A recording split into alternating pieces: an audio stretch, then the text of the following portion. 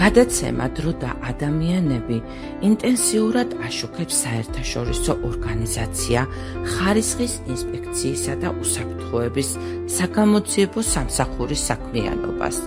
დღეს გვინდა გაგაცნოთ ამ ორგანიზაციის დამფუძნებელი, სამშობლოსა და ტრადიციების მოყვარული, ინოვაციებისთვის მუდამ მზადყოფნაში მყოფი ადამიანი, ბატონი სპარტაკ მუკვანი. ბატონი სპარტაკი განათლებით იურისტია. საზოგადოებისთვის ცნობილია როგორც სამართლიანობისა და უსაფრთხოების შეუდრეკელი დამცველი. მისი მოღვაწეობა და საქმიანობა მჭიდროდ უკავშირდება ქვეყნის სტრატეგიულ ინტერესებს, რადგან ბატონი სპარტაკი არის ორგანიზაციის დამფუძნებელი, რომლის მთავარი მისია მაღალი ხარისხის უსაფრთხოების უზრუნველყოფა და სამართლიანობის დამკვიდრებაა ქვეყანაში. სწორედ ამ ღონისძიებებიდან დაიბადა სპარტაკ მუკვანის მიერ ორგანიზაცია უსუსუს სლოგანიც უსაფრთხოება სამართლიან სამართალში. ხარისხის ინსპექცია დღეს ერთ-ერთ მოწინავე ინსტიტუციადაა აღიარებული. იგი მიზნად ისახავს სამომხმარებლო ბაზრის მოწესრიგებას, ადგილობრივი წარმოების ხელშეწყობასა და იმ რისკების მინიმალიზაციას, რაც შესაძლოა როგორც მომხმარებლებს, ასევე მთლიანად საქართველოს მოსახლეობას შეექმნას. 2009 წლიდან დასაქმებული, სადაც თავიდან მე არ ვიყავი გენერალური დირექტორი, იყო სხვა, სადაც მე დავსაქმე როგორც ინსპექტორი, შევისწავლე ძირითადად ორგანიზაციის მიზნები, ამოცანები და ეს ყველაფერი და აქედან გამომდინარე ჩემი კვალიფიკაციის სასამართლოდ 2010 წელს მოვიდობე ორგანიზაციას სრულყოფილად შესწავლა, წავედი ერთ-ერთ ნეიტრალურ ქვეყანაში, შვეიცარიაში, სადაც უფრო მეტად დაწვრილებით გავიგე. იქ ორი უფლებები რახან ძირითადად ადამიანის უფლებების დაცვის კუთხით იყო ეს ორგანიზაცია შექმნილი. აქედან გამომდინარე, იქ შევისწავლე ყველა ის ადამიანის უფლების დაცვის კუთხით, როგორ მუშაობდნენ, როგორ იყო დაცული ბიზნეს სუბიექტების უფლებები თუ მომხმარების უფლებები. შემდეგ 2019 წლამდე გავჩერდი შვეიცარიაში, სადაც ყველანაირად დავხვეწე ეს ყველაფერი, შევისწავლე იქ, კვალიფიკაცია ავიმაღლე.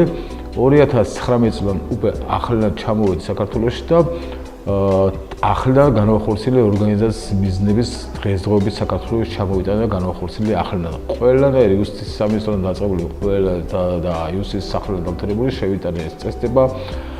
ავიღე უფლებამოვალეობები, დელეგირების უფლებით მუშაობთ საქართველოში 2019 წლიდან უკვე განახარებული წესდებით და დღესდღეობით ვახცევთ იმ საქართველოს მოქმედი კანონმდებლობის შესაბამისად იმ უფლებების დაცვას, რა უფლებებით საქართველოში როგორც სახელმწიფო იცავს ადამიანის უფლებებს, ისე ჩვენი მხრიდანაც იყოს როგორც მომხმარებლის, ასევე მეწარმეების და ბიზნეს სუბიექტების უფლებების დაცვა. ჩვენ ძირითადი მიზანი რა არის? საქართველოს სამომხმარებლო ბაზის მოწესრიგება, აქედან გამომდინარე იმ ობიექტების, იმ ბიზნეს სუბიექტების, იმ მომხმარების უფლების დაცვის კუთხით მისვლა მათი კვალიფიკაციის ამაღლება, რა თქმა უნდა, პირველ რიგში, საზოგადოებრივი კონტროლის კუთხით ბიზნეს ოპერატორებთან, სუბიექტებთან იმ კანონების გაცნობა, რაც სავალდებულოა საქართველოში, რაც სავალდებულოა და დღესდღეობით რაც მოთხოვნადია და ყველანაირი ხელშეწყობა ბიზნეს ოპერატორების. რა არის პირველ რიგში მოთხოვნადი საქართველოში? რომ დაცული იყოს ადამიანის უფლებები, რომ დაცული იყოს მომხმარების უფლებები, რომ საქართველოში მიღწეული იყოს ჩხილებში აღონინოთ იმ სახელმწიფოს მოთხოვნების გაუმჯობესება, რა მოთხოვნების, რა კანონების გამოდის, რომ ბიზნეს ოპერატორმა სწორად გაიგოს. მოგეხსენებათ ახლა ყველას, რომ კანონი როცა გამოდის ორაზროვნად არის, ძირითადად იმიტომ ყავს იურისტები, რომ მეც იურისტი ვარ პროფესიით, მაგრამ იურიდიული კუთხით სხვანაირად გლეხი ადამიანი როცა ეკითხავს, შეიძლება სხვანაირად იხდეს იმ კანონის გამოცემას და ამიტომ ჩვენ უხსნით იურიდიულად რას მოიცავს. კანონი გამოდის როგორც სხვადასხვა ობიექტები ყავს საქართველოში, ხო? არის სასტუმროები, რესტორნები და ასე შემდეგ. აქედან იურისტი გაშიფრავს იმ კანონს, ვის ეკუთვნის ეს კანონი. იქნებ სასტუმროს საერთოდ ეკუთვნის და გონია რომ მას ეკუთვნის და ყველა იმ ასწორებს საგადასახადოს თან იქნება. ყველაფერს იურისტი ქალბატონი ნინო იქნება ჩვენი მხრიდან, ქალბატონი ნანა იქნება თუ რამდენიმე იურისტია დასაქმებული, რომელიც ამ ყველაფერს გაშიფრავს ფრჩხილებში გლეხურ ენაზე, აუხსეს რომ აი ამ ბიზნეს ოპერატორებს ეს ეკუთვნის, ამ ბიზნეს ოპერატორებს ის ეკუთვნის. ჩვენი ძირითადი მიზნები რა არის? რომ საქართველოში ყველამ შეასრულოს ის სავალდებულო კანონები, ყველა ბიზნესო და რა სავალდებულო კანონები სამომავლოდ იმიტომ უშვებს თავრობა ამ კანონებს, სამომავლოდ მომხმარების უფლებები დაცული იყოს. იგივე მიზნებია ჩვენთვისაც, რომ მომხმარების უფლებები დაცული რო იყოს, ის სავალდებულო კანონები შესრულებული უნდა იყოს.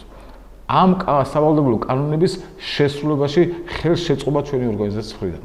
ყავს დასაქმებული ისეთი სპეციალისტები, რომლებიც ამ კანონების მხრიდან არის, მაგალითად შრომის უსაფრთხოების სპეციალისტები, ხარისხის სპეციალისტები, დიპლომირებული სპეციალისტებზე მაქვს საუბარი, კვალიფიკაციური იურისტები, ადვოკატები, დეზინფექციის, დერაზიტაციის და სანიტარული პროფილაქტიკის ღონისძიების სპეციალისტები, ბუღალტერიული კუთხით დამთავრებული დიპლომირებული სპეციალისტები და ესე შემდეგ.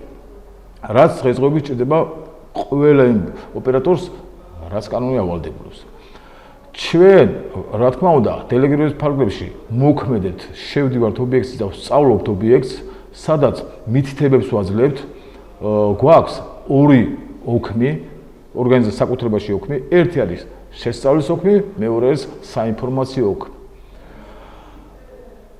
მეწარმე სუბიექტებს საინფორმაციო ოქმი მოიცავს იმ კუთხეს, რომ ინფორმაციას ვაწვდით მეწარმეებს, რა ინფორმაცია უნდა მიიღონ მან სწორად, რა ვალდებულებები აქვს შესრულებული, სად როგორ უნდა იყოს გაკეთებული, რომ მომხმარების უფლები დაცული იყოს, როდის უნდა ჩატარდეს დეზინფექცია, დეზინსექცია, რატომ უნდა ყავდეს შრომის უსაფრთხოების სპეციალისტი და ასე შემდეგ.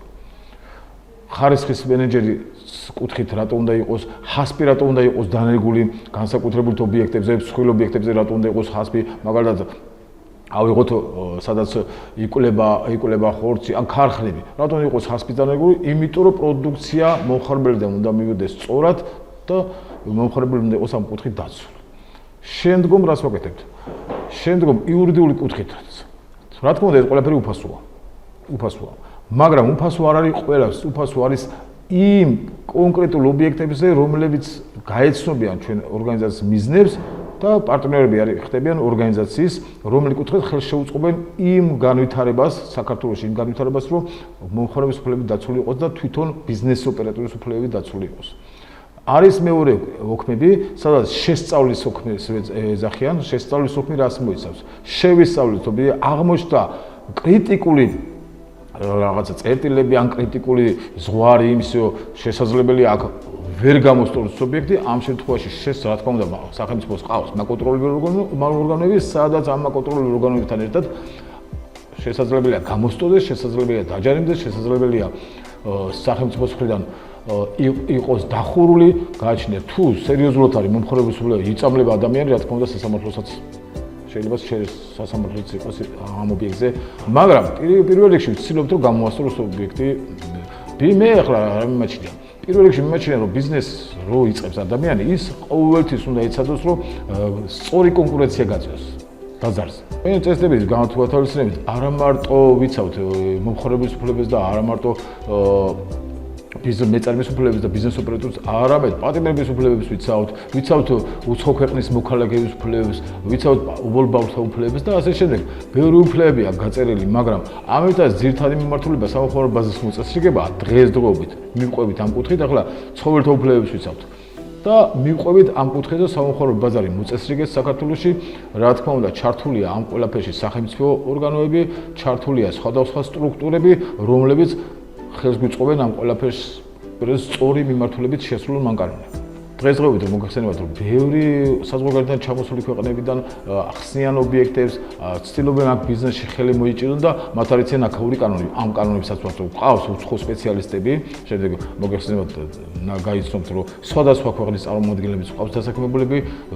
ჩემი აზრით, საქართველოს აქ იმხელა პრიორიტეტი იყოს, როგორც შვეიცარია ნეიტრალური ქვეყანა, ჩვენც ვიყოთ ნეიტრალური ქვეყანა, ჩვენც მინდა ის რაც ჩემი ხედვით დავინახე შვეიცარიაში სწორი მიმართულება, ჩვენთანაც იყოს ეს სწორი მიმართულება, ჩვენთანაც იყოს ეს ნეიტრალური ქვეყანაში რაც ხდება მეტად უფლებები დაცული, მე ვხედავ, რომ ჩვენი სახელმწიფო ამას ცდილობს, და აქედან გამომდინარე ჩვენ დელეგირების ფარგლებში ჩვენს ამ კუთხეს მიყვებით, რომ ჩვენ საქართველოში იყოს ეს ყველაფერი დაცული და ადამიანის უფლებები პირველ დონეზე იდგეს ადამიანის უფლებები.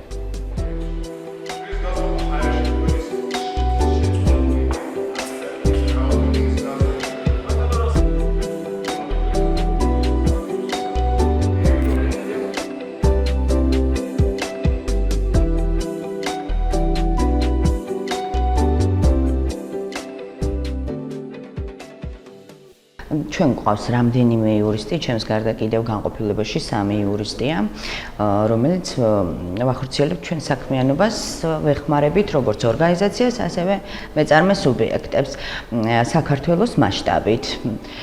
თვითონ ორგანიზაცია გამოსცემს არაერთი სახის საინფორმაციო ოფმს, აქტებს, იწერება ბრძანებები, თითოეული ჯგუფი არსებული ორგანიზაციაში, თითოეულ ობიექტზე გადის ინდივიდუალური ბრძანების საფუძველზე.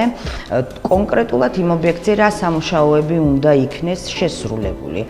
ასევე გვაქვს გაცნობითი ხასიათის დოკუმენტები, მასალები, რომ გავაცნოთ მეწარმეებს თუ რა ევალებათ და თვითონ რა უნდა მოაწესრიგონ.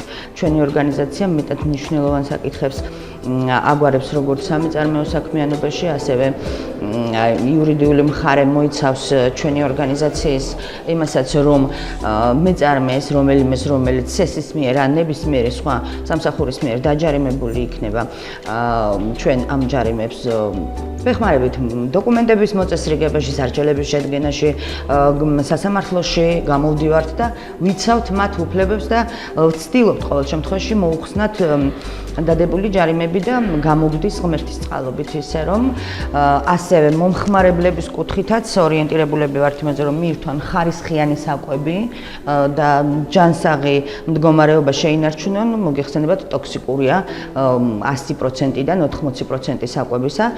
ჩვენ კი ვცდილობთ რომ მეწარმეს გამოვასწორებინოთ, თუნდაც ის მომენტი რომ არ გაუფუჭდეს პროდუქტი და მიიტანოს მომხმარებლამდე საღი და ჯანსაღ მდგომარეობაში. სხვა გვყავს რამდენიმე ორგანიზაციაში რამდენიმე ჯგუფი, არის ხარისხების სპეციალისტების ჯგუფი, არის შრომის ინსპექციის შრომის კუთხით ჯგუფი, არის დეზინფექციის კუთხით ჯგუფი და გვყავს კიდევ კონტროლის განყოფილება, რომელიც ასევე ჩვენს თანამშრომლებს უწევს კონტროლს, რომ რაიმე გადაცდომა არ მოხდეს რომელიმე ობიექტზე და შემთხვევით ჩვენ არ დავაზარალოთ ბიზნესი. ასეთი მნიშვნელოვანია დღეს საქართველოსთვის ნებისმიერი მცირე ბიზნესიდან დაწყებული ფართო მასშტაბებით გასული ბიზნესები, რომლებსაც სჭირდებათ ეს დახმარება და არ არსებობს სხვა ორგანიზაცია, რომელიც ამ დახმარებას გაუწევს.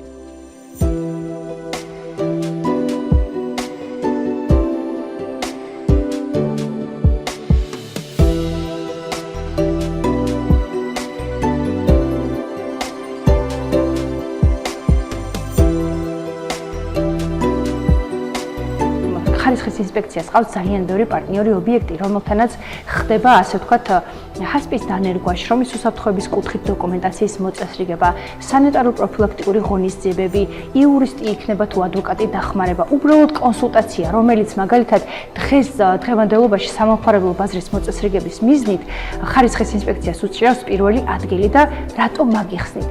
ჩვენთან უბრალოდ შეიძლება ადამიანი მოვიდეს და დახმარება გთხოვოს და ზუსტად იცოდეს, რომ ჩვენ იმ დახმარებას გავუწევთ, თუნდაც უსასყიდლოდ. ადამიანებს ყოველთვის არ შეუძლიათ გადაიხადონ თანხა იმაში, რაც იმ მომენტში მათ სიცოცხლეს გადაარჩას. თუნდაც ერთი რჩევა, ხო? ანუ ხარისხის ინსპექცია შეიქმნა იმისთვის, რომ ჩვენ ვიდგეთ ბიზნესის და ადამიანების გვერდით.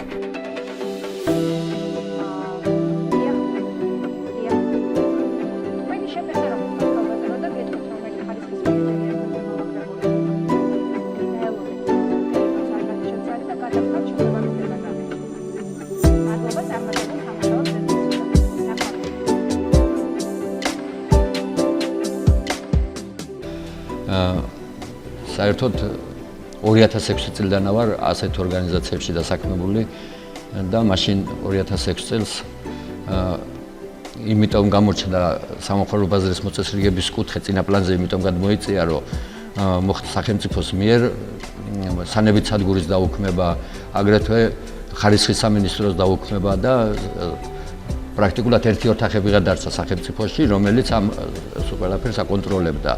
შემდეგ ეტარზე კი ბატონო შემოვიდა სუსარწმუნოების სააგენტო, მაგრამ იმ პერიოდში უკვე ესენი აღარ იყო.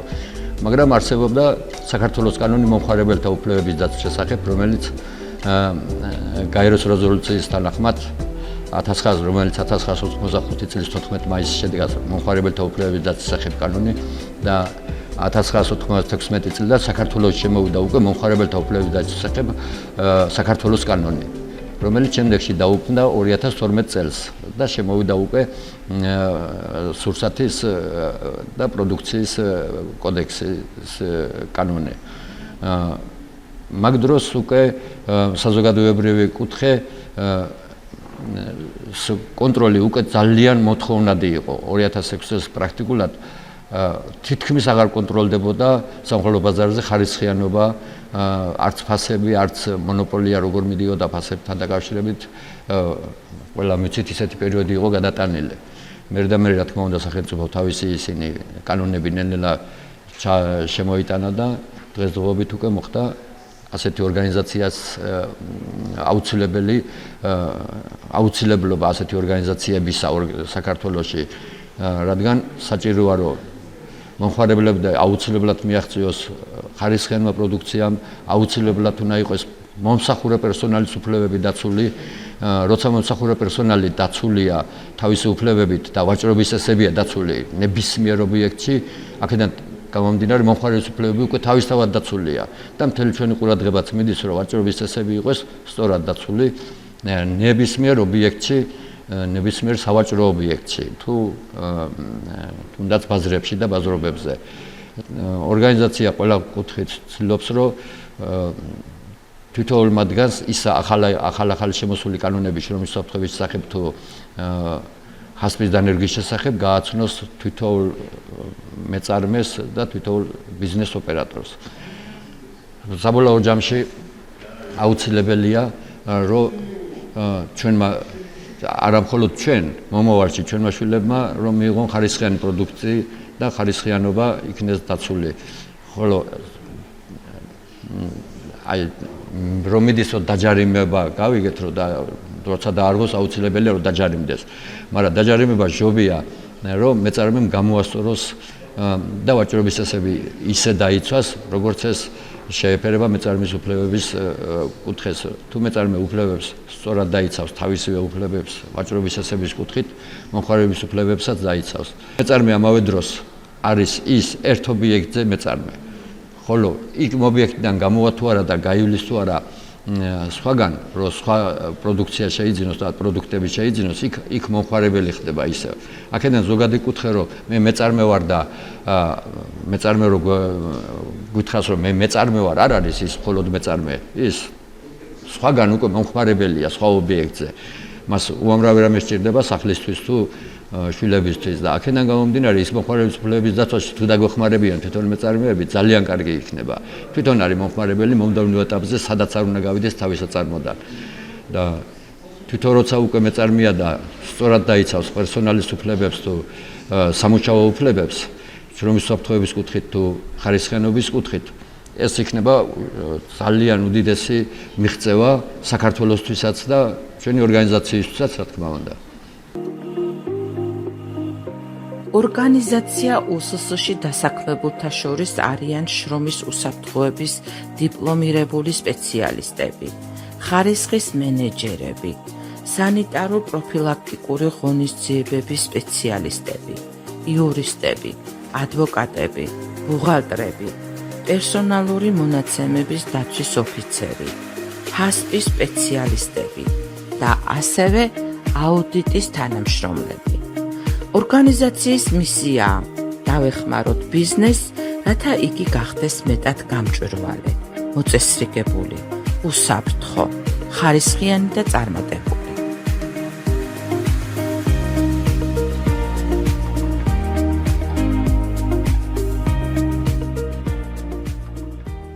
მოგესალმებით, ჩვენ ვართ ხარისხის ინსპექციისა და უსაფრთხოებო საგამოძიებო სამსახურის თანამშრომლები. ამ ეტაპისთვის წავდგებით მე, ქალბატონი სოფიო მუკვანი და თეა ბაიდოშვილი. ჩვენ მუშაობთ ხარისხის კუთხით ორგანიზაციის მიზნებია სამომხმარებლო ბაზრის მოწესრიგება და რა თქმა უნდა ვეხმარებით მეწარმეებს სხვადასხვა პრობლემებს, პარტნიორ მეწარმეებს, რა თქმა უნდა, სხვადასხვა პრობლემების აღბოქმბაში, როგორიც ან ჰასპის დანერგვა, ჰასპის დანერგვა არ არის ერთჯერადი, ამას სჭირდება მართვა, რა თქმა უნდა, და ჩვენი გუნდი მთლიანად ყოველთვიურად სტუმრობს ჩვენს პარტნიორ ორგანიზაციებს და ეხმარებიან, რაც არის გასაკეთებელი, ეს არის წყლის ანალიზი, ლაბორატორიული დასკვნა თუ ასე შემდეგ, ყველაფერში ვუწყობთ ხელს, რომ ნელ-ნელა აღმოიფხვრას თუ რამე პრობლემაა, რა თქმა უნდა, ობიექტზე. ყოველთვიურად ტარდება ჩვენს მიერ ვიზიტი, რა თქმა უნდა, ვცდილობთ რომ მეწარმეები იყვნენ ჩვენთან მეგობრული განწყობით, არა გვაქვს მიზანი ის რომ დავაჯარიმოთ ან რაღაცა შევაშინოთ პირიქით. ყოველთვის როდესაც შევდივართ ობიექტზე, ვნერგავთ იმ სიტუაციას, რომ ვიყოთ მეგობრულები, დავეხმაროთ, აღმოფხვრან თუ რამე პრობლემაა და გავაკეთებინოთ, რაც არის კანონმდებლობით გათვალისწინებული და ასე შემდეგ.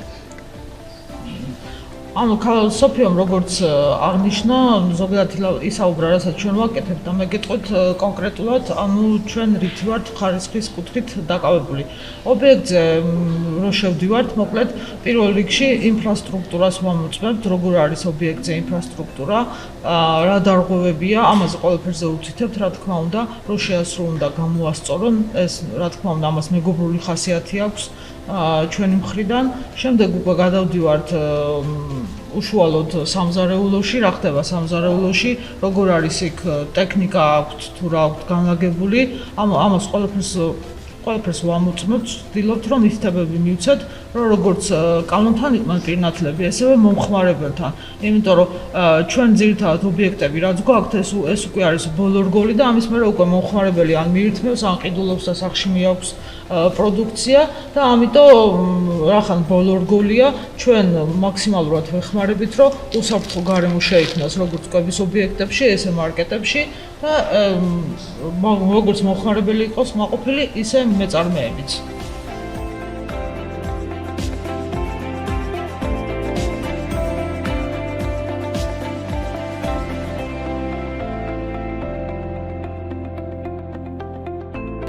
მე გახლავართ განაცვლელი სერგო თათიაშვილი. ამ ორგანიზაციაში ვხებმძღვანელობ დეზინფექციის სამსახურს. როგორც ჩვენი ორგანიზაცია კეთილსინდისის ერთმსახურება, ხარისხს, შრომის საფრთხეობას, ასევე დეზინფექციასაც ნორმალურად სერტიფიცირებული წამლებით მემსახურებით ხალხს. ეს აუცილებელი მთავარი ღერძია ორგანიზაციებისთვის. ჩვენი მოვალეობა დეზინფექცია, დეზინსექცია, დერატიზაცია შევასრულოთ პირნათლად. რაც ნიშნავს ახლა ეს. დეზინფექცია ნიშნავს ზედაპირების და ესეთი მაცივრები და ეს ვიტრინების შეწამლას, დეზინსექცია შეწამლას მწერების საწინააღმდეგოდ და დერატიზაცია მღრღნელების საწინააღმდეგოდ. აი ეს არის ჩვენი მოვალეობა. ეს არის ანოტაციები, რომელიც წამლებითაც ჩვენ ზღონილობთ, რომ ნამდვილად სერტიფიცირებული წამლებია და უსაფრთხოა მომხმარებლისთვის და მოქმედებს იმ განიშნულ მიზანზე, რაც ავალია.